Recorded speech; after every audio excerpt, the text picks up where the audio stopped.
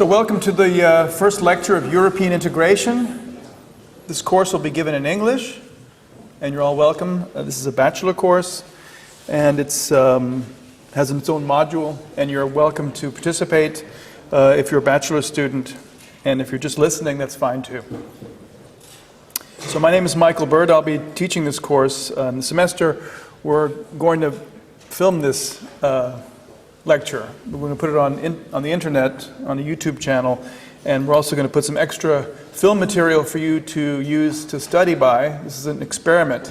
It's being funded by the Humboldt University in the interests of the so-called the MOOC movement, massive open online courses.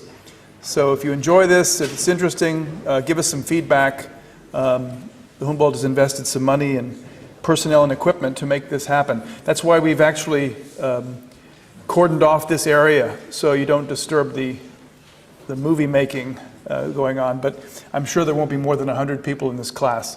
So once again, welcome. Today I'm going to talk about a lot of introductory aspects of the topic, just to get you warmed up. Many of you are Europeans, many of you aren't. So this is pitched to a very wide audience. And again, this is a bachelor course, so I'll give you some details on what we expect. That'll be the administrative part. I'll talk about the outline of the topics we'll deal with. Many topics, many different topics. We'll start with a definition of European integration.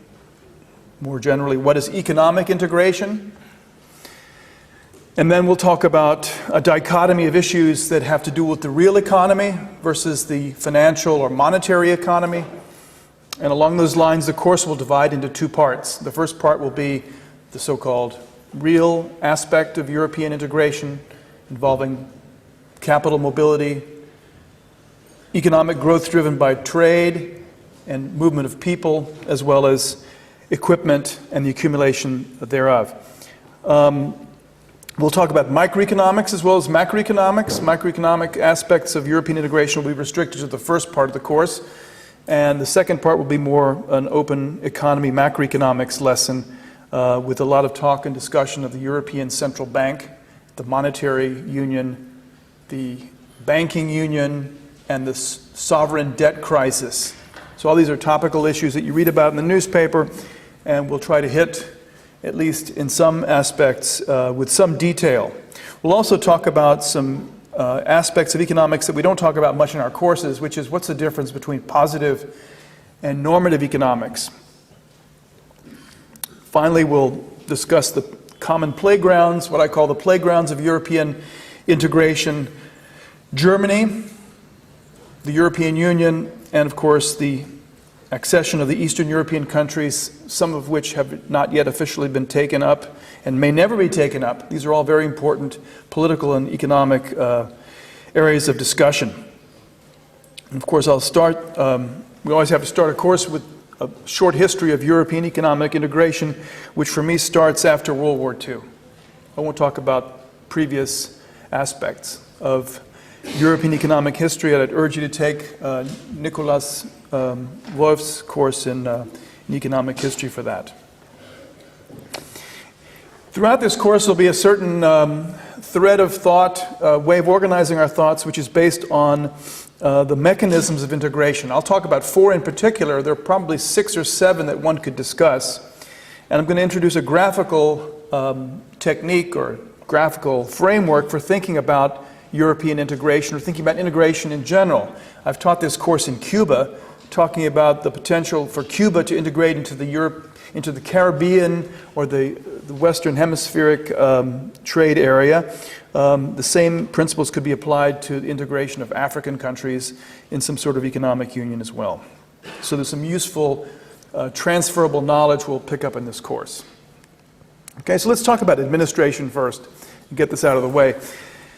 There'll be a required textbook. I really urge you to buy it. There's a used market out there if you don't want to spend that much money. I think European students need to spend more money on textbooks. Maybe not as much as Americans do, but at least it's an investment in your future. It's nice to have a book. You can also get an e-book. This is a book by Richard Baldwin and Charles Wyplosz called The Economics of European Integration. It's now in its 4th edition at McGraw-Hill. We'll have some required and suggested readings available on the intranet, so you'll have to sign up for the course to be able to get access to that, for copyright reasons, obviously. There'll be a final exam. There won't be any problem sets. This is a bachelor course, but it's a fairly open course, and I know a lot of you are coming on the so-called Wandertour, maybe as Erasmus students, and you don't have much attachment to the Humboldt University. That's fine. You can take the final exam. No problem. Just make sure you register at the examination office. Okay? There'll be a repetition section, or Übung, as the Germans call it, with Grzegorz Lugoszek, who's at my chair doing his dissertation in macroeconomics, and maybe you should stand up. So he'll be the section leader. You'll be talking to him. And to register, to get your name on the list for Moodle, you'll need to talk to him as well. It's really important to come to this lecture because we do a lot of stuff. A lot of material is dealt with also in section. So Grzegorz won't be giving out problem sets, but he'll be solving problems that we only discuss in a cursory fashion in the lecture. So it behooves you really to come to the section. Grzegorz, I think, plans to do one section in English and one section in German. So those of you who kind of missed the old Deutsche Sprache, there'll be a chance to practice that. I know some of you may not particularly want to do that. That's fine. I know a lot of bachelor students want to do English, and that's kind of one reason I'm teaching this course in English. Okay. We're planning an excursion. So in my past 10 years, I've managed to accumulate a little bit of extra funds that we can use for this type of activity. So we're actually going to go to Poland. And it just turns out that Grzegorz is from Poland.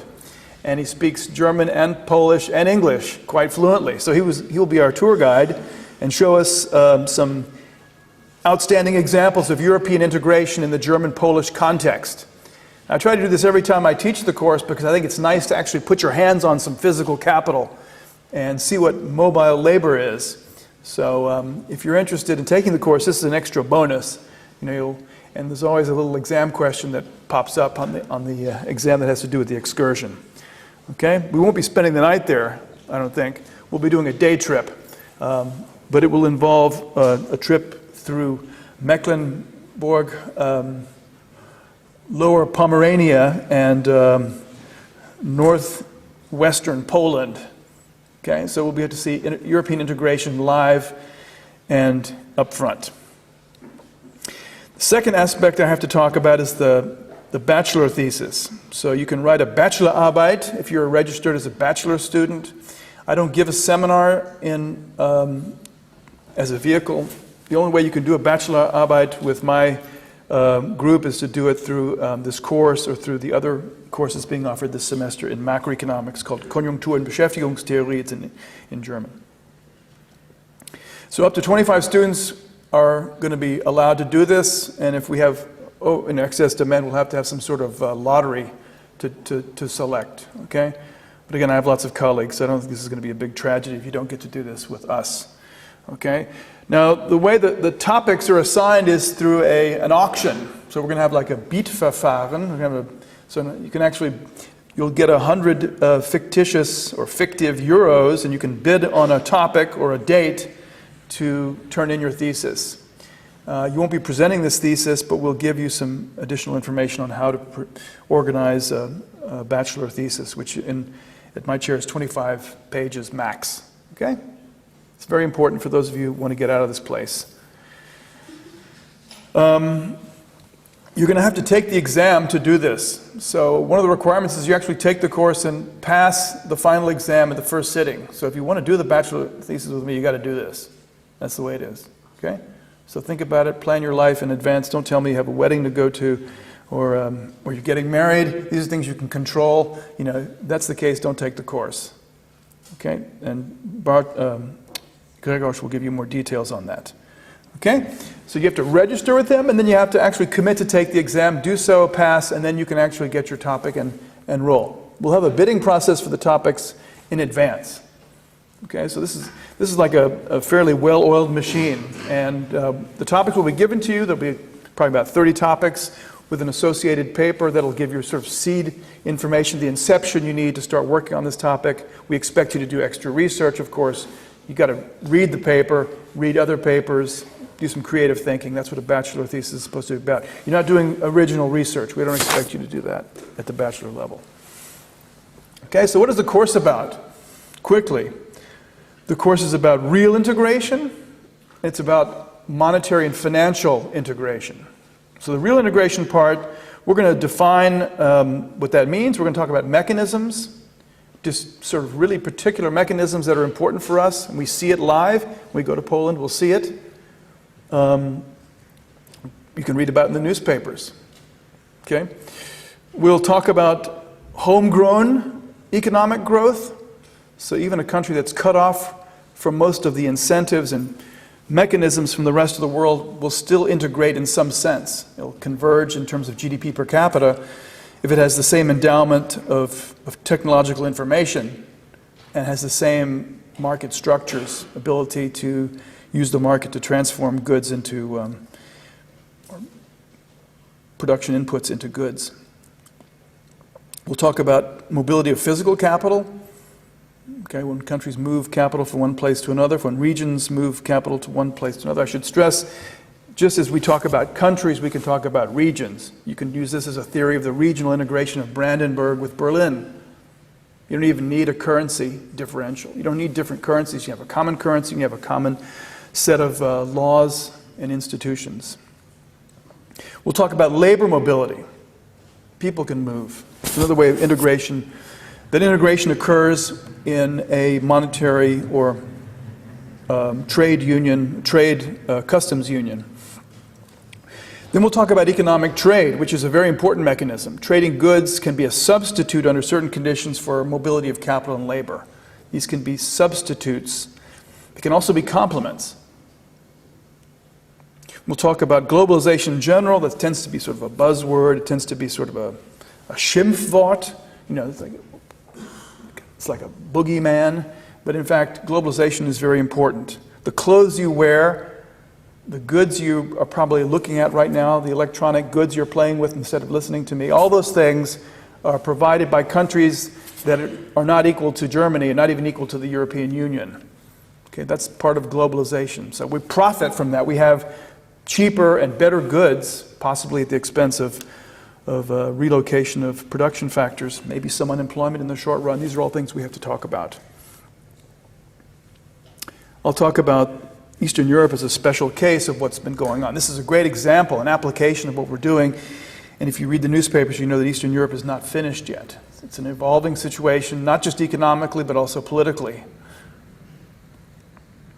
Okay, part 2 is about money.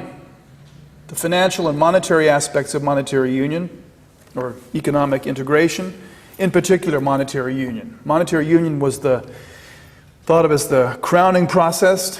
It turns out to be, some would think they put the cart before the horse. We'll discuss that. What is the nature of a monetary union? It's actually a mechanism by which we establish fixed exchange rates in an almost irrevocable way. It's a sort of stronger commitment to fixed exchange rates than just having the Danish crown and the euro trading at some rate that's fixed by the central bank. We'll talk about that as well. The Denmark situation is very interesting for us. We'll discuss that in detail because Denmark is a member of the European Union, but not a member of the monetary union. But they certainly act like they are because they haven't changed the parity between the Danish crown and the euro since the beginning. This means we'll talk about the European monetary system as the precursor, the introduction of deeper monetary integration was a set of very, very complicated rules and parities between currencies of nations. So a lot of people in many countries dream of the days when we had the old currency. A lot of Germans would like to see the D-mark back. A lot of Spaniards miss the peseta, but they don't really know how it really worked. You have to really go back and look at the data and see how it worked. You know, there were some disadvantages of having your own currency, especially if you're a trading nation. So we'll talk about that. I'm going to leave it to you to decide whether you want to have the Deutsche Mark back, but it's not an obvious question. And it shouldn't be a question of nationalism. It should be a question of economic logic. Can we make people better off? So for that reason, we need a theory. We need a theory of optimal currency areas, which is our profession's best effort at providing a framework for thinking about how currencies evolve in the positive sense and whether we should introduce currencies in a normative sense. This is an ongoing discussion. Many of you know that many countries in Eastern Europe have just decided to adopt the euro. It happens almost without even noticing. I remember when the euro was introduced in Germany, it was a big deal. But now the euro area is so big that it's almost like a big amorphous blob, just absorbing small regions at the margin. It's interesting still to discuss what the implications of that absorption is and whether it makes sense for a region to do that. And then we'll talk about Europe from this perspective. Is Europe an optimal currency area? I think almost all economists would agree that it's not. Okay, so it may have been a mistake, may put things a bit in overdrive to admit countries that weren't quite ready for monetary union.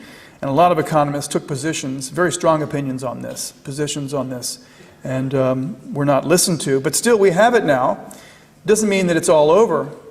It just means it may not be optimal.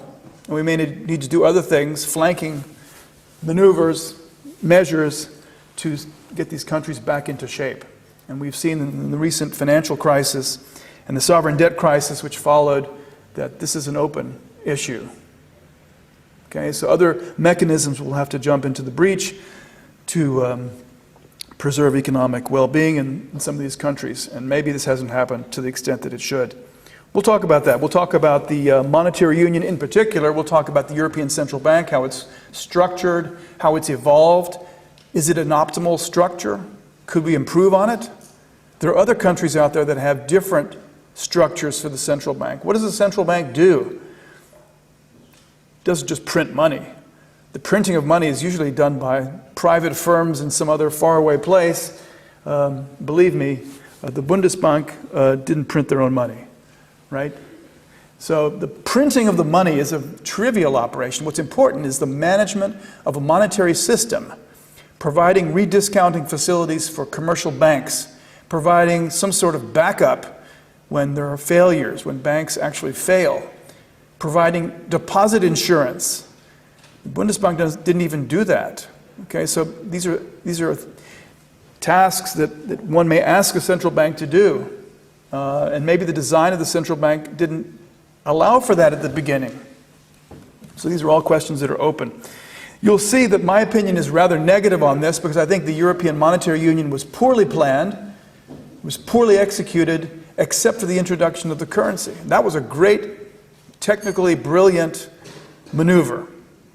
But the fact that we forgot about the banking union, we forgot about bank insurance, we forgot about deposit insurance, we forgot about cross-border banking, too big to fail, the development of risky markets and the lack of regulation thereof, and the fact that European banks tend to be universal banks, which openly conduct investment operations. These are all very large mistakes that were made in the 1990s. Now, of course, it's easy for me to sit in my chair up here and tell you that this was a mistake, but we still have to deal with it.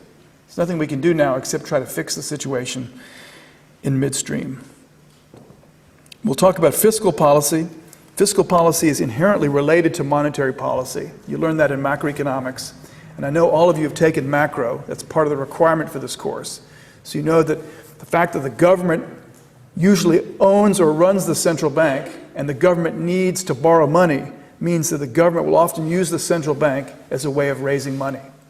Napoleon did it. Hitler did it. Thomas Jefferson didn't do it because there wasn't a central bank. Okay, so there's an interesting, if you have a view of what the government's supposed to do and how it does it, governments always try to establish a central bank. It makes their life easier. You can think of that as a positive or as a negative, depending on your view of government and what government should or should not be doing in a society. So fiscal policy is important, and Europe doesn't have a government. Europe is a mosaic of countries, and each country has its own government. So the authority to tax and spend comes from the national members of the European Monetary Union or the European Union.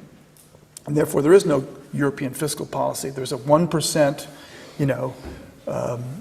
flow of revenue to the European Union, mostly to support agricultural policies, increasingly educational policies and infrastructure. This is a drop in the bucket. Now, does Europe want to have this integration, have a fiscal policy in common? I don't know. It's something for you to decide. But we need to get the issues on the table before we discuss them. And then, of course, we'll finish the course talking about the euro debt crisis. Very interesting, unique situation which followed the pretty much American-driven, US-driven financial crisis of 2008-9. The European sort of spin on this was completely different. It involved the fact that sovereign countries had too much debt, stopped growing, had no tax revenues, financial markets voted against these assets, these liabilities of these member countries, and caused a sharp increase in interest rates and caused some of these countries just to become insolvent.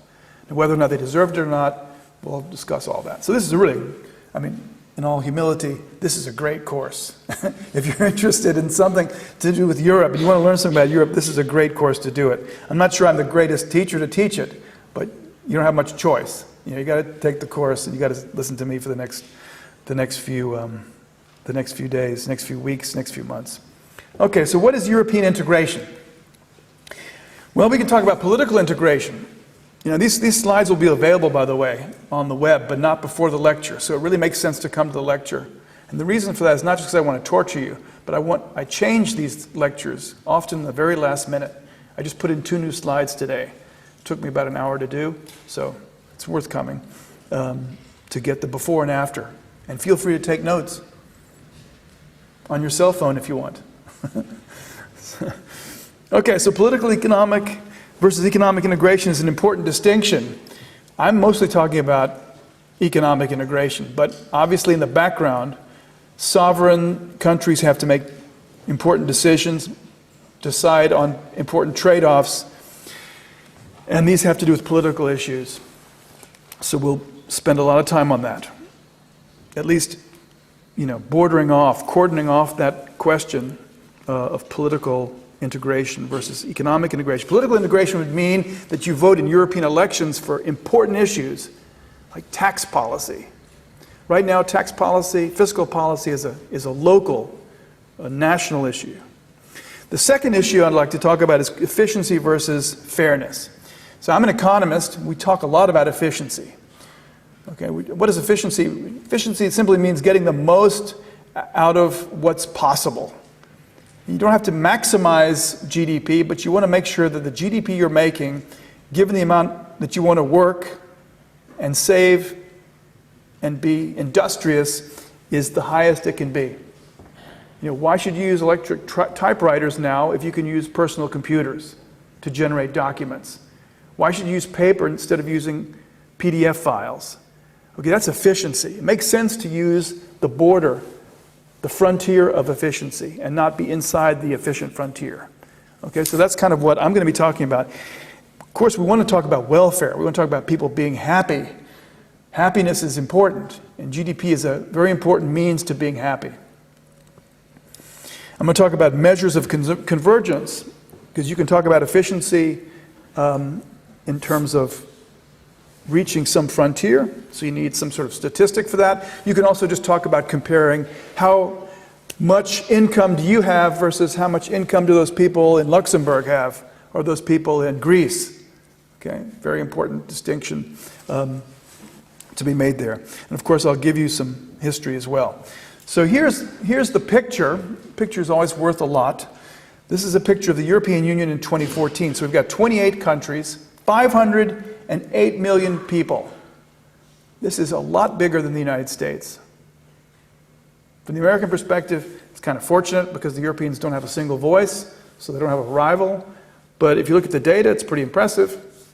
The Europeans have, it's a huge landmass. There are lots of parts of the European Union which are pretty much uninhabited and habitable. You've got a GDP which is actually greater than the United States GDP at current exchange rates. But there are a lot more people in Europe. So Europe has a lower GDP per capita than the United States. Okay, especially with the euro on a downward trajectory, we could expect more of the same. Still, GDP per capita in Europe, the European Union, And again, 28 countries that are colored in this picture, about 35,000 euros per capita. That's pretty good. And if you take that on the basis of employment, each European worker generates on average about 77,000 euros per year. That doesn't mean that's their wages, because there's profit, and there's all sorts of other stuff going on, taxes. But still, that's a pretty impressive number. Okay, so that's the biggest circle in all the concentric circles we'll consider in this course. You can also think of EFTA, sort of the trading area that includes Norway and Iceland and Switzerland. The rest makes it even bigger. So it's a huge trading area, very wealthy. It's kind of some would say, a very important cradle of modern civilization. It's not the only one, obviously, but it's an important one. It's a cradle for a lot of important ideas. Okay, and you can see there's some holes. You look up there, there are a lot of holes, because the European Union is not just an economic union, it's a political union. So those holes represent either countries that don't want to join our club, or your club, or they're countries that don't pass the muster to join. For political reasons, possibly for economic reasons, are not there yet. I'm thinking in particular of the Balkans, but I'm also thinking of the Ukraine, I'm thinking of Moldavia, and then you have these countries that don't want to join. Think of Iceland, Norway, Switzerland. Okay, so it's a club. It's a trading club. It's not just about trade, it's about politics and the rest. So we want to consider the smaller group of countries that use the euro. It's a smaller group, right? It's a lot fewer people. Okay, it's got a smaller landmass. Comparing, it's about 2/3. You've got a GDP of only about 9.5 trillion euros. At the old exchange rate, that was a pretty strong rival to the US dollar, to the dollar zone, if you like, or to the United States. But it's no longer. And look at the GDP per capita. It's actually lower. The Eurozone has a lower GDP per capita. That is not a sudden development, but it has a little bit to do with the disastrous performance of the euro in the past 10 years, for whatever reasons. We'll talk about that in detail later on in the course. But obviously there are parts of the Eurozone which are actually quite poor. I'm talking about the Baltic states, I'm talking about, in effect Slovakia, Slovenia, and given the drastic reduction in GDP per capita, Cyprus and Greece. Okay, so there's a lot of disparity, which raises the question always, was it appropriate to have this euro? You can always ask the question again. So you can see these are two interesting regions. GDP per capita and GDP per employed person are definitely lower. And this is because a lot of rich countries are not in the Eurozone, right? The United Kingdom, Sweden, Denmark are the big ones. Those are very wealthy countries, and they're outside. Okay? So political integration is obviously important. They don't have to be non-exclusive. A lot of people think that the euro was introduced for political reasons. Some would even claim that this was a concession of Germany to France to concede to German unification after the wall came down. It's been denied by everyone I've talked to in the German government, but people still say it. Similarly, you could say that the European Union itself was a reaction to the disastrous events of World War II. Tens of millions of people lost their lives, and Europeans don't want to see that happen again. Political integration can actually help solve that problem.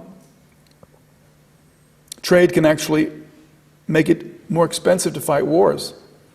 My best example for that is Belgium. Parts of Belgium they just detest each other, and yet they haven't fought a war in a long time. Okay, because the integration in economic terms has made it absolutely costly to fight wars. So in some sense, it's a good idea to have the right kind of economic integration. Lots of examples. I won't go into them in detail, but might be worth thinking about. You can think about the Balkans. The biggest hope for those areas is not to move into autarky, but to actually encourage more of the same. Let me step towards a more rigorous definition of what we're talking about. I'm going to talk about these two different types of integration, economic integration. I'm going to talk about efficiency, which is really in the sense of economists, it's a little bit like the Pareto idea. You put two people together and say, what can we do to make these people the best off? Or how can I make one person better off without making the other person worse off? This is kind of what the efficiency definition wants to get at. So we're talking about what happens when a set of regions can achieve a production pattern which cannot be bettered, and it's better because they're together. When I say better, I mean preferred. It doesn't necessarily mean GDP per capita is higher, but it means that what results is preferred by the people there. So indeed, you can imagine a world where, if people don't like to work, but they have to, then for them to be better off means they're more productive and they work less. Okay, so again, I don't want to rule that out, but generally for our purposes, GDP and well-being are very highly correlated. There are a lot of nice pictures you can find in the internet that show that. Okay, and if you have a high GDP per capita, you can afford a lot of things like pollution abatement. You can improve health care. You can go into early retirement. You can create lots of public goods. So all these things are possible only if you have a high GDP. Okay, so I can't stand hearing all this criticism of this measure that we've been using for maybe not even 100 years, when it is clearly one way of benchmarking performance of nations, benchmarking the potential for improving welfare. It's not to say that the spread is important. The spread is also important, and that's why we have the fairness criterion. The fairness criterion refers to the distribution of product, output, goodies across the people of a region or the union of regions. So you can see how these are at loggerheads with each other. Too much efficiency may mean too much inequality for your tastes. This tends to be the European perspective. Okay, so if you look at, I'll show you some interesting examples in a second. People have a pretty fair idea of what they think is tolerable. And it's different across countries. You talk to a person from the United States about tolerable inequality, it's very different from what a European would say. But even if you go inside of Europe, ask a Briton or ask a Swiss person, and then ask a Dane what they think about inequality, they have different ideas. And it has nothing to do with trickle down, it's just the way they feel about it. They don't want to look at it. They don't want to look at a lot of poor people, or they do, they don't care. These are things that I can't judge. And that's why we really have to take both of these very seriously. The world is not just about efficiency. It's not just about maximizing output. It's kind of maximizing the spread. And the success of the book by Thomas Piketty is really evidence that a lot of people in this world care about that. They don't want to have maximally high GDP and it's all being earned by one person. That's not what people expect from an economic system. They expect some répartition, some sharing across people. Okay? So we're going to have to look at two different indicators in our course. And we'll do that from time and again. But if you're an economist, you'd like to focus on the first one because there's kind of a view that to get the second one, you've got to get the first one right. We learned that from communism. Communism sort of was the idea that efficiency would just take care of itself. It's a technical thing. All we have to do is make sure that everybody gets the same, from each according to ability to each according to his need. But that actually doesn't work in a market economy, in a decentralized economy where people are free to decide.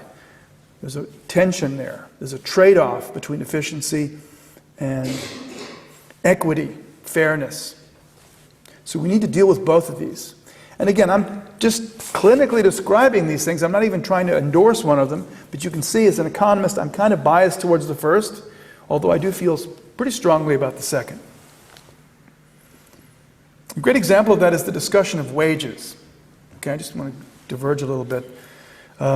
Think about a world where everyone had the same wage. We could imagine that. We could impose that. Now think of what that would do to people's incentives to go to training. Right?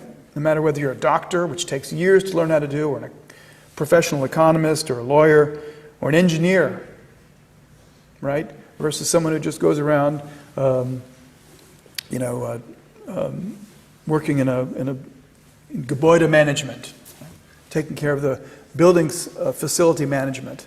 The question, there's a sort of feeling that maybe it wouldn't be right to expect both of those people to earn the same amount of money. It would have economic consequences. You wouldn't have any doctors. Who would invest years and years of their life unless they're, Florence Nightingale? Why would you do that? And then you wouldn't have any doctors.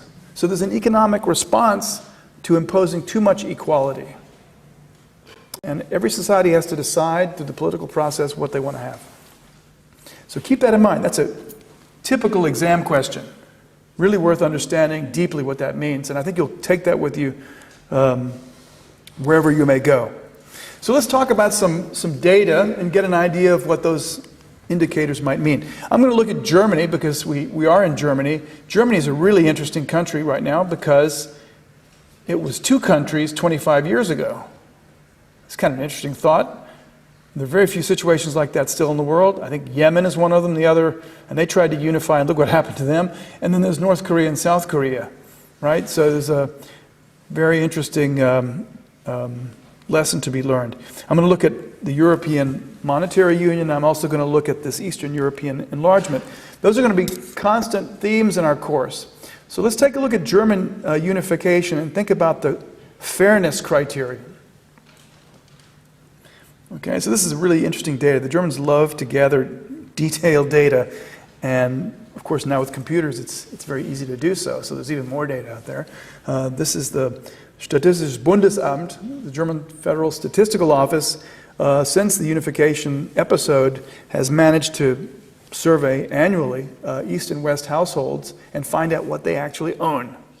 Okay, so in 1993, you can see that only half of East German households had a telephone, as opposed to almost 100% of West German households. You might ask, what's a landline telephone? Most of you use cell telephones. A lot of people don't even have landline, but that was very important back then. That was your main modus of communication. You can see that in other aspects, Eastern Germans were already right on the frontier. They had 95% of their households had refrigerators, right? And look at the dishwashers, the dryers, okay? Now look 20 years later, what's happened? We've seen amazing progress, not necessarily equality. Maybe there are tastes. There are different tastes for dryers, different tastes for, for satellites and whatever, satellite dishes. What's important is there's been a huge convergence from the East German side to the West German side. This doesn't mean that East Germans produced that stuff. They obviously got the income to purchase those goods, to get that access. But there's no question that in the past 25 years, convergence has occurred in terms of standards of living. Now, if you look at the macro side, it's not so obvious. Okay, so again, East Germany is a big chunk of Germany, not just landmass, but people. You can see that if you look at the macro data, it's not so clear. Okay, especially when you talk about wages per worker or productivity per hour. Okay, and then the most important indicator is GDP per capita, value added produced per person, whether unemployed, employed, because it's an average. Obviously, only the employed people are contributing to GDP, but if you've got a lot of unemployed people, you think there might be some excess resources you could utilize. Here's a great indicator of convergence: life expectancy. So you can see that before the wall came down, there was a divergence. Eastern Germany was falling behind in terms of its ability to provide basic health care to its people. Okay, we see this in Russia today. We see this in a lot of other countries that are going through turbulence. But after unification occurred, look at female participation. It's closed the gap. It closed the gap 10 years ago. Males are still a little bit behind, probably because of certain lifestyle issues, and also maybe the demographics might have something to do with that. Happiness. People always ask economists about happiness. Economists now write about happiness. The Pew Research Center conducted a survey last year that showed that East and West Germans are equally happy. I mean, this 2% is statistically insignificant. It's an amazing fact if you look at the beginning of the voyage. Okay? And you can see that a lot of other countries that have moved through these painful transitions to market economies have also become more happy, but not as much. So somebody profited from the unification episode for sure.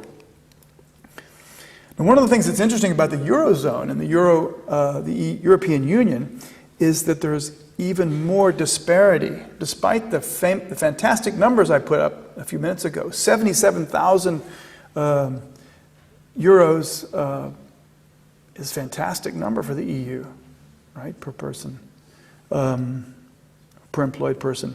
You can see that this is not a uniform result. The EU is a huge economic zone. There's a lot of disparity. There's a lot of inequality, even at the country level. Okay, so what is this graph, or what is this table supposed to show you? It's showing you, comparing 2000 and 2009, of absolute GDP per capita numbers in various member states. And these are all members of the euro area. So this is the common currency area. So you can see that there's been definitely an increase in the well-being. Everyone's gotten better off. If you compare those growth rates with countries outside the European Union, it's not so impressive. European Union growth slowed down inside the Eurozone as compared to outside. What's interesting, however, is that despite this disparity, we do have coming together. So look at the two red numbers at the bottom. These are weighted standard deviations of GDP per capita across these countries weighted by population. You can see that that standard deviation is falling. So countries that are poor, on average, have grown faster than those at the top. Now, of course, with the financial crisis since 2009, things have gotten worse in certain poor countries. In other poor countries, it's gotten better. So it's kind of hard. We'll have to recalculate that and check it out again. But the tendency is there seems to be this convergence over time. Now, where does that convergence come from? Part of it's coming from economic growth, processes that we understand from macroeconomics, capital accumulation, adoption of technologies that are used elsewhere. It also may come from mobilization of workers who were heretofore unemployed or out of the labor force. So in some sense, we need to think about the processes that drive people and firms and households to do these kind of things, to take these decisions. So I spend a lot of time in this course. We will spend a lot of time talking about microeconomics, basic stuff, but it's important. Why does a woman choose to have children? What are the incentives for doing so? And how many children does a woman want to have? These are important decisions economically. Or when does a woman or a man stop going to school and start working? Or when does someone retire? These are all very important microeconomic decisions. Okay, we still need to think about the connection between the two. So we'll talk about both the decision of households as well as firms. I wanted to talk about money very briefly, again, to remind you why this is important. We're using these euros now, and I was going through my papers the other day and I found this is crazy, a 50 D-mark note. Okay, so back in the day, in 1999, that was a lot of money. Actually, because of inflation, which would have happened with or without the D-mark, that's worth less. Okay, but the old exchange rate is about 2 to 1. So it's 25. I don't know what it was doing, but it was just kind of slipped into it's probably a gift from my mother-in-law. But I had this looking at this somewhat old-looking Deutsche Mark banknote. And the question is, does that really matter? Does the money itself, does the denomination of the unit of payment matter? Okay, so if you go to Korea, you talk about 10,000 won. Sounds like a lot of money. It's nothing, right? Or you could talk about in other countries where the denomination is much lower. You can things look much more impressive. The old pound sterling back in the day, or the Irish punt.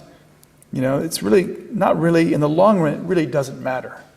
That's the view most economists take, so-called monetary neutrality proposition. But it's really a long-run proposition. In the short run, a lot of things can happen. Central banks can decide to do things, flood the market with liquidity, withdraw it. And that's why the monetary issues are important. That's why we spend half the course talking about the monetary side of this. So the view is that money matters, but mostly in the short run. And sometimes in the short run, it also doesn't matter. So right now we've got this issue of the impotence of monetary policy, the inability of monetary policy to do anything. The use of quantitative easing hasn't brought very much, at least until now. Maybe the depreciation of the euro will help.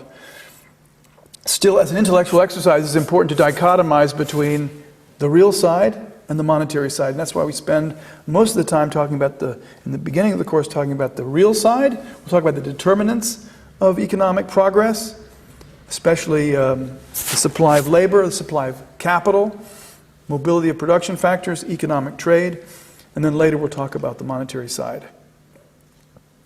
Okay? This is an important issue that I always have to get on the table, and I already mentioned it, but we need to be clear that economics has two dimensions. One is basically just trying to describe, trying to accurately characterize what's going on out there.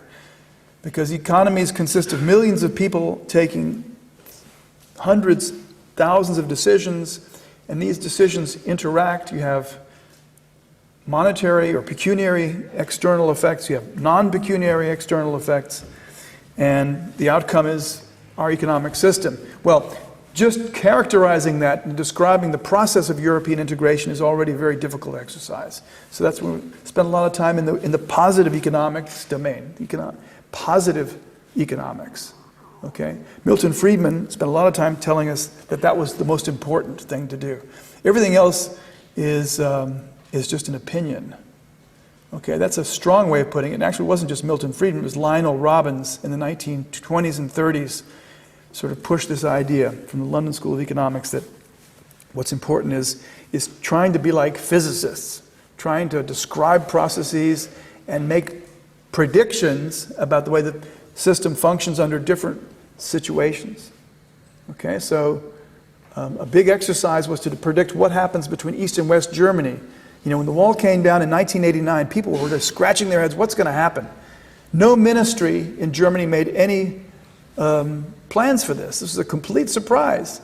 They'll admit that to you. There were no contingency plans. So economists had to sort of, what's going to happen? And then the question is, what should we do about that? Okay, so everyone predicted, it was kind of a no-brainer, that a lot of people in East Germany would get in their Trabants and drive to West Germany and not come back. Okay? So that's an economic theoretical prediction. Now the question is, what do you want to do about that? Do you want to stop them? Is that going to cause problems? Or is it just a normal market process that we want to encourage? Okay? We'll mostly do positive analysis in this course. Politicians, voters decide. Policymakers implement. You can also do this. A lot of you may wind up in a ministry somewhere in your country. That's fine, but it's important to separate those two aspects. Okay? So let's start talking about European integration from a historical perspective. For me, this course starts in 1945, after the horrors of World War II. And this was kind of guided by the American situation of not having to fight the war on its own ground. This is the American point of view, but it's absolutely the European Union point of view. If you listen to the rhetoric that's come out of Brussels for the past 50 years, this is what it's all about. So the question is, how can we avoid this happening again? It happened twice in the 20th century. Incredible destruction. Millions of people lost their lives. Billions and possibly trillions of dollars of capital were destroyed. Think about the destruction of, if you look at what's happening in Donetsk right now, that's kind of what most of Europe looked like in the path of the war in the mid-1940s. So the classic way of dealing with this is to blame the loser. Okay? The victor always gets to call the shots. Well, we learned from the First World War that was a bad idea. That didn't solve anything. Okay? So the Europeans were prescient enough to maybe think a bit differently about how to design the post-World War II order. The second obvious way of making a cheap scapegoat would be to blame the capitalist system. It's really kind of hard to understand why you could blame capitalism for the great economic crisis, the Great Depression. It's maybe easier to blame national feelings, national tendencies, which in the end often seem very irrational. We still see this in Europe. This is a real European problem. Europe still has ghosts that are floating around that have been around for 100, 150 years. All you have to do is go into the internet and look. You can see people's entries, because internet's kind of like a free encyclopedia. You can find all sorts of opinions on all sorts of conflicts. In any case, these three answers, blame game, lead you to three different solutions. The second one means communism. The first one means occupy Germany, occupy Italy, and just pacify them by taking away all the industry. This was a seriously discussed plan in the late 1940s. Communism was rampant in the sense everybody wanted to do it. Made sense. You know, the Soviet Union was one of the victor countries and was very interested in propagating their business model to the rest of Europe. The third option would be a better union. The recognition that trading countries that are integrated, are less likely to fight conflicts, to solve their problems in peaceful ways. Interestingly enough, the Great Depression led, through competitive devaluations, to increasingly autarkic behavior by the European countries, not just Germany, but all countries. Competitive devaluations is like it's like an import tariff, and that sort of thing had to be avoided to make progress. Okay? This was not obvious in the late 1940s at all. In fact, there were, as I said before, there was a fair amount of movements in the direction of communism. Eastern Europe adopted it. Some would say almost democratically. Many would contest that statement. In any case, Germany was divided into zones. This is obvious. We knew about this. The Soviet Union propagated the communist model in Eastern Europe. And America and Great Britain, as the victor powers, including the new French government, decided to give West Germany a chance. It's a very important decision. You know, Germany is a very important geographic entity. It's the footmat of Europe. It was the trading center since the Middle Ages. If you look where the trade routes have gone between Paris and Moscow, between Scandinavia and Italy, it was clearly an important decision to let Germany survive as a capitalist entity. Okay, very important. So the United States offered financial assistance, the Marshall Plan. It's often disputed as to how important that was. In any case, it was a seed money to allow Germany to import important capital goods to build up their economy. And it wasn't just about Germany. It was about France. It was about Italy. It was about the Netherlands. These were countries that had suffered quite a bit of destruction in World War II.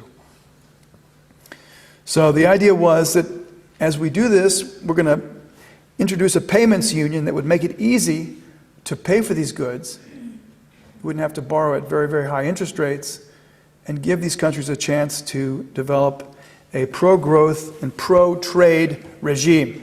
This was very controversial back then.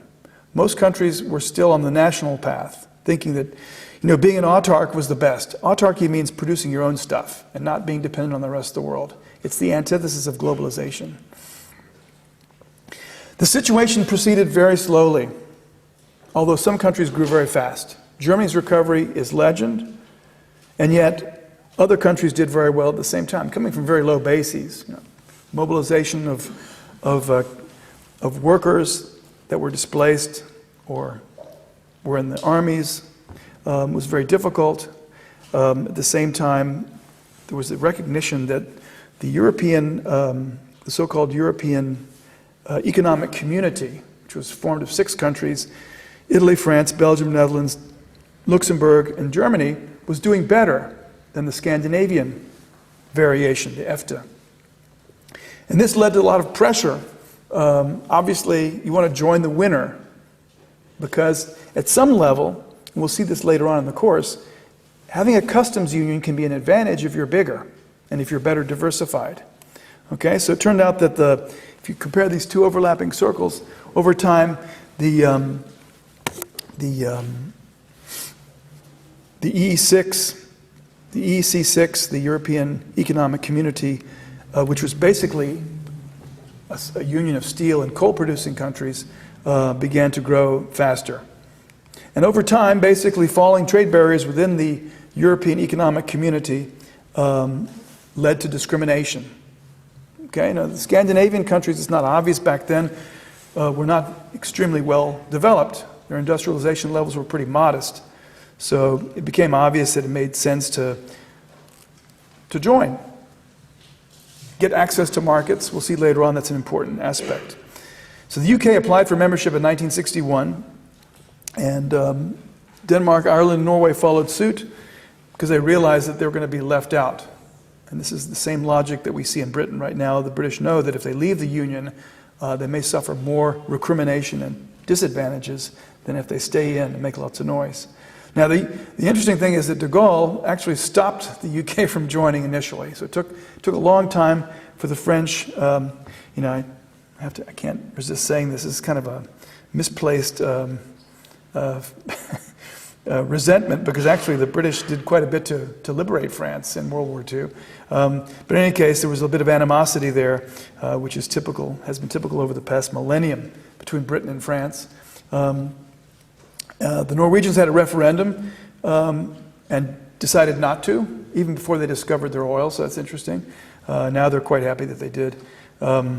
Denmark, Ireland, and the UK actually joined in 1973. So you can see these concentric circles emerge out of 2 separate trading regions initially. And over time, when I first came to Europe, it became evident that there were more steps that needed to be taken. Because even though trade was easier and there was a common tariff, common external tariff, and freedom of movements of goods within Europe, it was still difficult for people to move. And the fundamental European idea is to have the 4 freedoms operating at the same time. This is something Americans in the US would take for granted, the fact that not just goods can move across state boundaries, but people and capital. There are no investment restrictions for a person from Texas from investing in Oklahoma. Okay, but in 1985, we had those restrictions in Europe. So in 1987, there was the Single European Act, a very important milestone in European integration, which basically made it a goal to ensure free movement of all those 4 factors, including services, which is the most difficult. Because services means if you're a doctor, you sell a service. In principle, you should be able to practice medicine in other countries. So at some level, the devil's in the details. It's very difficult to achieve that level of integration. Also, there's a very important institutional change, which was the majority voting instead of unanimous decision-making on these issues. So this was kind of like pushing the snowball down the hill. It started to roll and get quite large. Okay, so the famous single market program is a very important step towards establishing integration of goods and services trade. Okay, so this meant harmonizing the VAT. If you've been in Europe and you've moved around, VAT is quite large. The differences are large.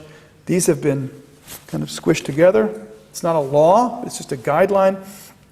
Harmonization of technical standards are important. This is the TTIP discussion that America is having with Europe right now, but it had to happen within the European countries first. Very important step. Because once you've got the standards, it's easier to produce and sell your goods to a larger market. It means you can realize scale economies. It meant removal of capital controls. So when I first came to Europe, it was impossible to move money from some countries to others without reporting the transfer to the government. It's very difficult. All these kind of things had to be gotten rid of or eliminated. Okay? And that was just the beginning. After this, we had the collapse of the Iron Curtain. So all these really stunning events happened at the same time. The lack of free trade between East and West Europe meant there were huge integration gains that could be realized that we'll talk about in this course that were not realized at the time. Eastern Europe was a separate economic community. Different rules, different trade flows, and different standards of living as a result. By the late 1980s, it was clear that the Soviet Union and their trading bloc was not providing people with the level of goods and services and economic welfare that they wanted. They could watch TV and see what was going on the Western side, and they wanted change. And despite some changes in the Soviet Union, initiated by Mikhail Gorbachev, it wasn't really enough. And eventually, the famous Polish Solidarity election results. Hungary opened the border with Austria. People started to move, and the GDR eventually allowed people to start moving. Some say it was an accident on the 9th of November. In any case, it happened, and the rest is history. German unification in 1990, and then democratic governments were installed in other parts of Eastern Europe. Poland, Hungary, the Czech Republic. The breakup of the Czechoslovakia, the country called Czechoslovakia, into two parts is also part of that story. And the rest is kind of history. Interestingly enough, very, very little bloodshed occurred in this revolution. We know about Romania, but for the most part, this event was completely peaceful. Another event that's important for us is this milestone that we call the Maastricht Treaty. So this was 2 years after Germany was unified. And this is a huge surprise. People have been talking about this for years. Jacques Delors proposed a monetary union, but way before that, the so-called Werner Report in the 1970s proposed a common currency for some, if not all, of European countries, and discussed the gains that could be had. Okay, and this is the subject of this course. Later on, we'll talk about this in great detail. Why you want to have a common currency, why you may not want to have a common currency. The Maastricht Treaty basically committed European Union members to a single currency in some form. Even the countries that opted out are committed to, at some horizon, adopting the common currency. Even Britain, even Denmark, who voted against this. There's this soft commitment to having this as the steady state of the European monetary union, having a single currency. It's an amazing fact. A lot of people don't know that, but in the end, it remains to be seen whether it's going to happen and at what speed it happens. It may take another 100 years before all the countries in the EU are actually using the euro. Some would say maybe there won't be a euro anymore. I don't actually believe that, but we can talk about it. In any case, the Maastricht Treaty was signed in 1992 and committed Germany, as well as France and other countries, to get rid of their national currencies and adopt a common currency. And they even set the dates. So it was a pretty rigorous timeline. I remember that at the time, central banks had to second some of their staff to the so-called European Monetary Institute, which was the precursor to what we have in Frankfurt, the ECB. Now, many countries didn't like this. Britain opted out of the current common currency, even though there's a vague commitment, and especially new members. If you talk to a Briton about this, they'll say, well, we never agreed to a common currency. But if Britain were to leave and to come back in again, they would have to commit to a common currency. So this is kind of an interesting... and of course, the Danes had their famous nay. They voted against it and accepted the treaty only because they were allowed to opt out as well. So there are a lot of fringe exceptions to what we have. More important, this treaty has a lot to do with the free trade and free movement of people. So set in motion a bunch of other changes, including the Copenhagen criteria for admitting new members, because the big question for Maastricht was not just the common currency, but it was how we deal with Eastern Europe. Do we let them in for everybody? Do we have to have criteria? What about Romania and Bulgaria? What about Turkey? So all these questions started to arise. So the so-called Copenhagen factors or criteria for accession were adopted. These include a commitment to some sort of market economy. They include political stability and democracy, rule of law, freedom from capricious interventions, human rights, protection of minorities, including women. All these things are important. And the way they do this is they formulate a bunch of chapters. You may know about this. By the way, this is the only lecture where I go into detail about this. I mean, this is mostly about economics, but I think people have to know this stuff, especially if you don't come from Europe. Okay? The so-called acquis, these are like these are the EU pillars of legal doctrine or legislation, which you have to agree to before you join. So Croatia just joined. They had to accept and be tested on their acceptance of the acquis communautaire. Okay? So that's a very important aspect. And of course, there was a fifth enlargement. Basically, the European Union has been a sequence of enlargements. Right? A bunch of countries were joining in 1994. So 2004 was the big year when the Czech Republic joined, Slovenia, Slovakia, Hungary, Malta, some rather small countries, still important from the perspective of enlargement. And then 2007, Bulgaria and Romania joined. And we've had Croatia join, and now there's a lot of discussion about Serbia and the other Balkan countries like Bosnia and Herzegovina and some countries that people don't even agree exist. So this is a big problem. So getting away from that political discussion, I managed to hold you in the lecture hall this long. Now we're going to do some economics. Okay? We need a framework to think about these issues. And you can't do everything with economics, but you can do a lot. So I'm interested in pushing a little bit of the economic message now. And if you want to learn more about this, please buy the book and look at it. It's an excellent book. It's written by a French guy, that's Charles Wyplos, colleague and friend of mine, and Richard Baldwin, who's also living in Europe, but he's actually American, and he's actually teaching in Geneva. So he's a perfect, he's got the perfect bird's eye view. He's an expert on trade as well. It's a great book. It's really the leading book to understand this. But they don't have what you're going to see now. This is, if I ever write a book on this, this is what I'm going to put in, because I think this is useful. I'm going to use the Edgeworth box to think about what some of the issues that are very important for thinking about European integration. Because the most important issues, in my view, if you take the efficiency perspective of European integration, is getting production factors to do what they're supposed to do, which is to produce, and produce under the best conditions. We know that Greece has 27% unemployment. Youth unemployment is over 50%. Now, a lot of these unemployed people may be working in the shadow economy, in the underground economy, but a lot of them aren't. And a lot of them could be working here in Berlin. Right? You just have to get them over here. And, you have to find a job for them. A lot of jobs in Berlin. And the question is, it would probably be efficient to move some of those people over here, at least for some time. They could even make Germans better off, because there'd be more goods and services for Germans to buy at cheaper prices. It's kind of the logic of trade in services, and trades in production factors. Now, to understand that, you need to think of the total endowment of production factors available to a union.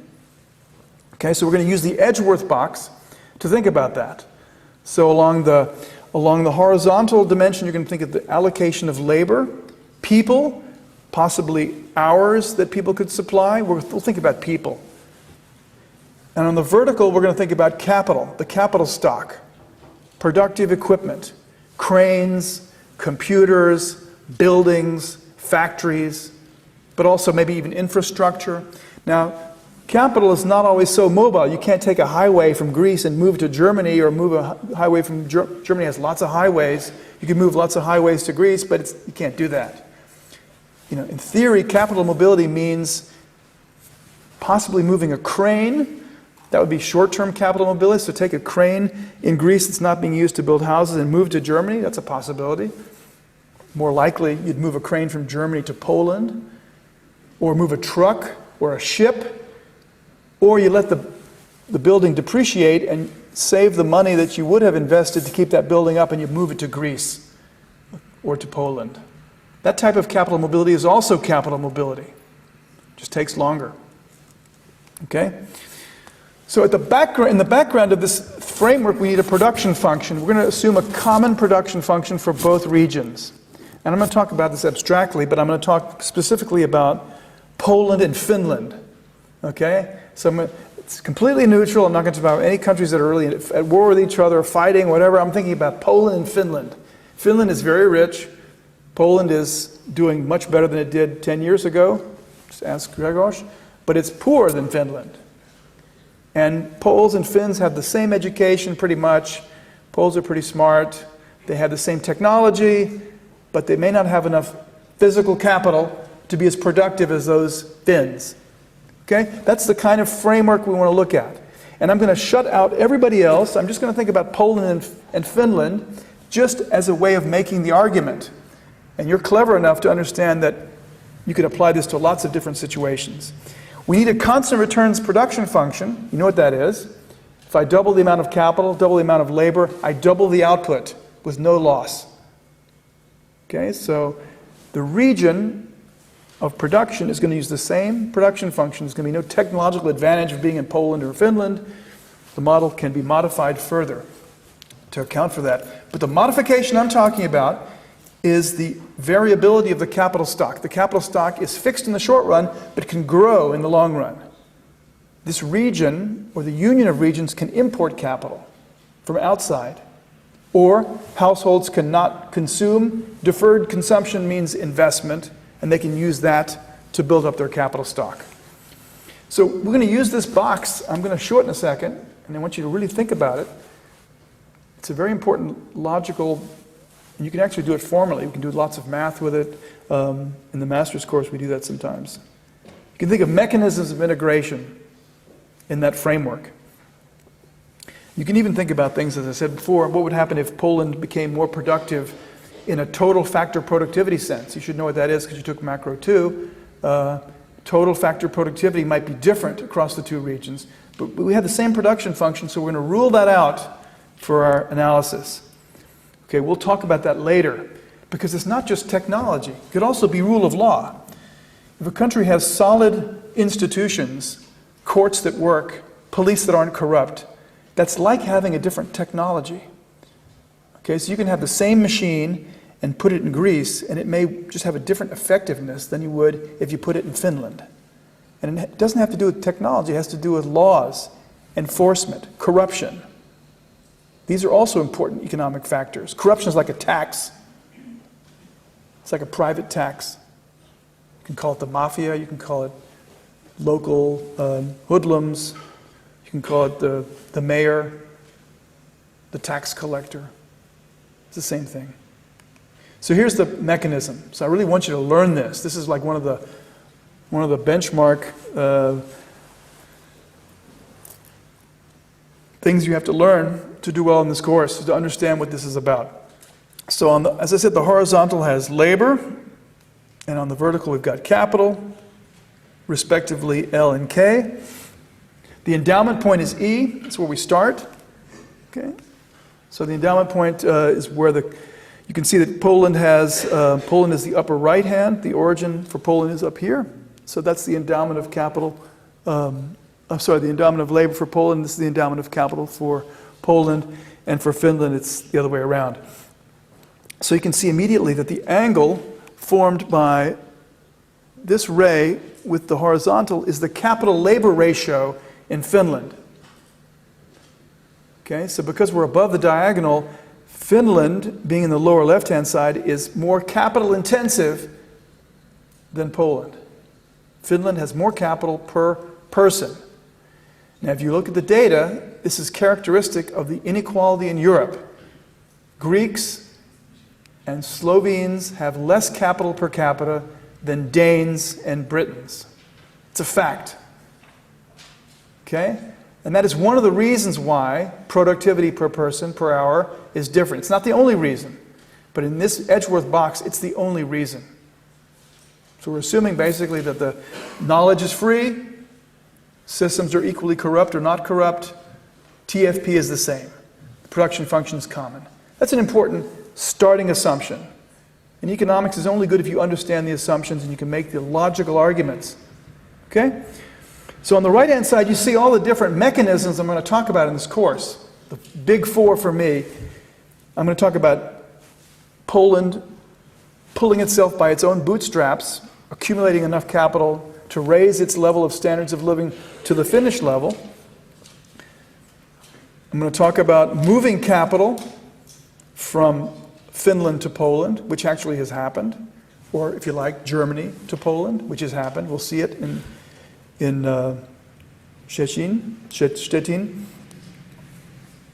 You can also move people from the labor-rich region to the labor-poor region.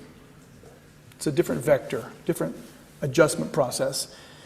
And finally, you can think about trade. Trade can actually be, under certain circumstances, many of you know this, most of you don't, can be a substitute for factor mobility. A substitute. So instead of sending our machines to Poland, bringing the poles over here, we can actually just trade. And under certain conditions, we can still achieve the efficient allocation. Okay, so applied to Finland and Poland, it would mean that basically Finns and Poles increase trade between themselves. Okay, so these four mechanisms are the big four I'm going to talk about. So let's talk about the first one, just to give you an idea.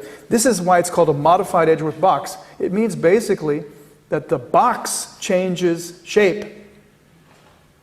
We're not allowing immigration right now from outside, so the horizontal distance is constant. That red arrow indicates the augmentation of the endowment of capital to the Union under the assumption that the poles basically do it themselves. So who remembers how a nation gets capital? Where does physical capital come from? Now, I can't go into the throngs with the Socratic method because otherwise we lose the camera. Okay, so I'm going to ask someone to raise their hand and tell me. Where does the K come from? Yeah. It's the accumulation of savings after you take off depreciation. Right? So to get your capital stock bigger, you're going to have to save more relative to the depreciation, the rate at which your capital is disappearing for natural causes or for obsolescence reasons. Okay, so the Poles are going to have to they're going to have to defer consumption. Now the Poles are actually normal people like you and me that like to have a beer, have dinner at a nice place, go to the clubs. It's expensive and it costs money. It means consumption is going to have to be sacrificed to do the heavy lifting, to build the house, because you can't eat the house. You can't, it provides services, but it's not a means of production in the sense of our K. Okay, so it's a trade-off. So in this course, we'll use the Solo model as a stepping stone to understanding this. The Solo model is this model you learned in Makro 1 with me, or with Lutz Weinke, as how countries accumulate capital. It's a slow process. It takes a long time. It takes decades. Kind of frustrating. Okay? Now, there are alternatives to that. The alternative would be maybe to import it. Okay? Maybe you should try to just grab some capital from other places. So capital mobility would mean moving literally productive capital from the capital-rich region to the capital-poor region. This is a substitute for the Poles. It also means that the Finns are going to have less capital to work with. So you remember from neoclassical economics means that the capital-labor ratio in Finland will actually deteriorate and mean that the Finns will become less productive in this process. Okay, so this is an alternative, and it's not a completely indifferent option for the Finns. It's not irrelevant. The Finns would rather see the Poles accumulate themselves. Now, capitalists and laborers will have different views about this. This is where it gets interesting. Capital mobility always has a price in the short run. Okay, because if you were working in the factory in Finland that closes and moves to Poland, you lose your job. And you may have to reallocate to some other activity. Okay, the Poles are happy. Here comes a factory from Finland. Nokia's coming. Wow. Okay, so there's obviously a trade-off there. And that's exactly where this trade-off is emerging. Otherwise, the Poles can accumulate as much capital as they want. It's their problem. They can accumulate. You can also expect part of this action is coming from abroad. It could be coming from outside the Union, and that's a different type of capital mobility. Okay, so we'll talk about that as well. It's like FDI coming from outside the region. Okay? You can also think about labor mobility, so people could move. And this is what happened after the wall came down. Lots of Germans in East Germany moved to West Germany to get jobs. Young people couldn't get work here. Unemployment was very high. It was as high as 25% at one point. So people moved to the West to get a job. And young people tend to be mobile. Okay, so one option here would be for Poles to move to Finland, get jobs there. And of course, there you have the same issue. You're going to have an economic effect of migration. Wages are going to change. They're going to rise in Poland because there are fewer workers, and they're going to fall in Finland because there are more workers. Again, taking a pure neoclassical perspective. We'll go into details later. The world is always more complicated, and it depends on what kind of labor. It depends whether they're working in traded goods or non-traded goods. Here, just a single production function, a single type of output. Again, it's a very rarefied, sort of simplified view of the world. Still, very important. You can also think of a mechanism, which is the most important in my view, is that trade in goods and services can be a substitute for both of those types of mobility, factor mobility. This presumes that there is not just a single production function, but there are several types of goods that can be traded, and they have different capital-labor ratios. So they have different factor intensities at any given set of factor prices. Okay, so I've thrown out a mouthful, and this will be hard for you to digest at first, but that's why you're taking the course, because we're going to understand that. In other words, when you have two goods, you have the possibility of relative specialization, if not complete specialization. And under those conditions, regions will tend to produce those goods at which they do the production more efficiently. And if you have lots of labor relative to capital, you're likely to produce the labor-intensive good. And if you have lots of capital, you're likely to produce the capital-intensive good. And you use your minds to think about a whole spectrum of goods with lots of different capital intensities.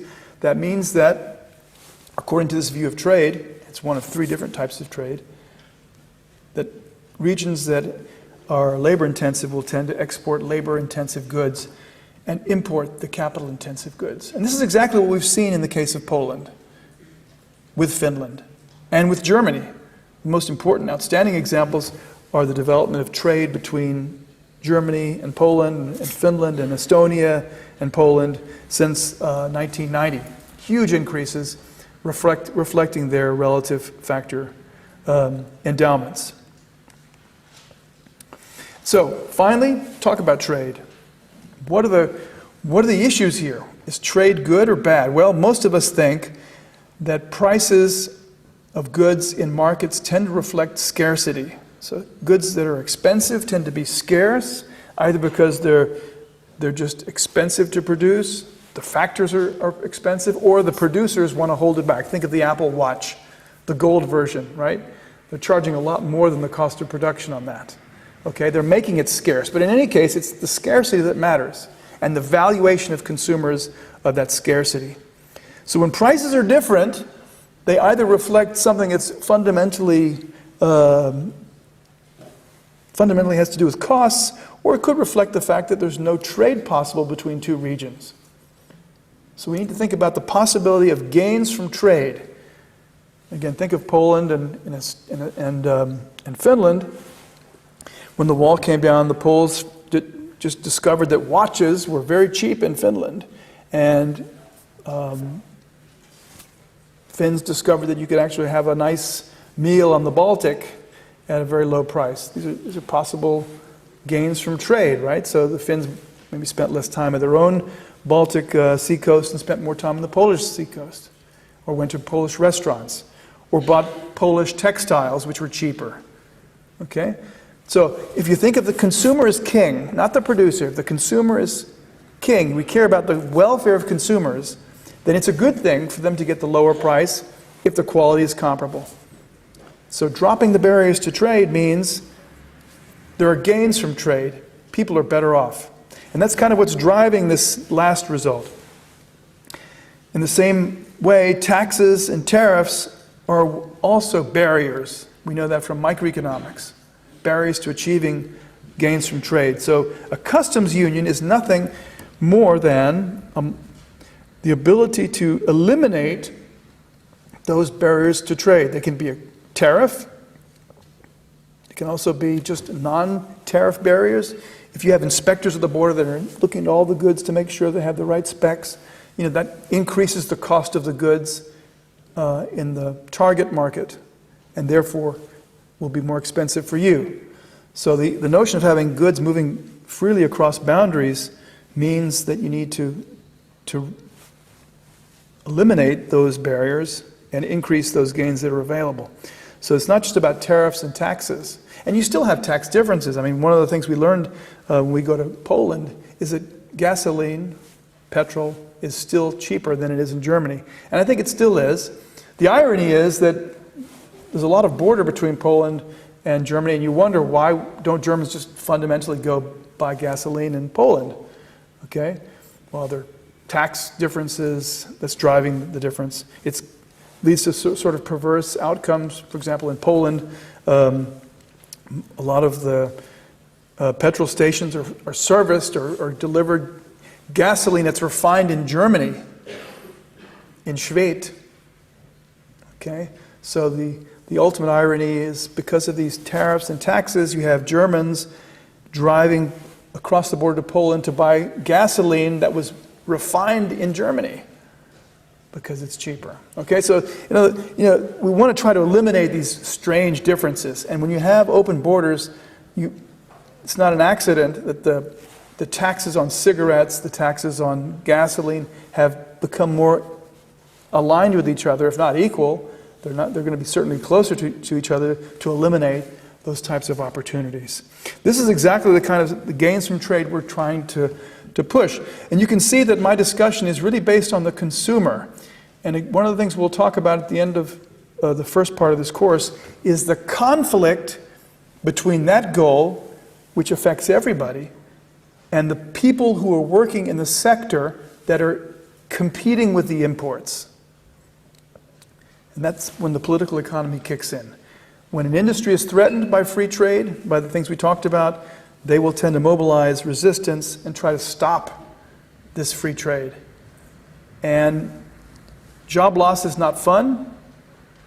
In a sense, we have to figure out a way to organize the gains from trade to compensate the losers. Okay, there are always winners and losers from trade liberalization. And we've seen this throughout economic history. We've seen it since the Corn Laws. We see it in European economic relations on a daily basis. Okay? I don't know if you remember this, when Bochum was the site of a big Nokia factory, Finnish capital in Germany, making telephones for Central Europe. And then from one day to the next, Nokia decided to close that plant and move it to Romania. Hugely controversial. Partly because German public authorities had subsidized the investments of Nokia in Bochum. Okay, obviously taxpayers were a bit mad about that. On the other hand, Nokia probably did it for a reason, to get their costs down, to make the telephones cheaper. Now Nokia ends up losing the whole market anyway, so it's a question whether they did the right thing. But in any case, whatever we think about this, we have to think about people's incentives to resist free trade. And that's a very important topic that we don't always talk about in this course enough, because it's very complicated, it involves politics, and it's really one of the driving forces, one of the resisting forces that keeps European integration from happening more rapidly. Thank you for your attention, and I'll see you next week, hopefully. And don't forget the section with Gregos.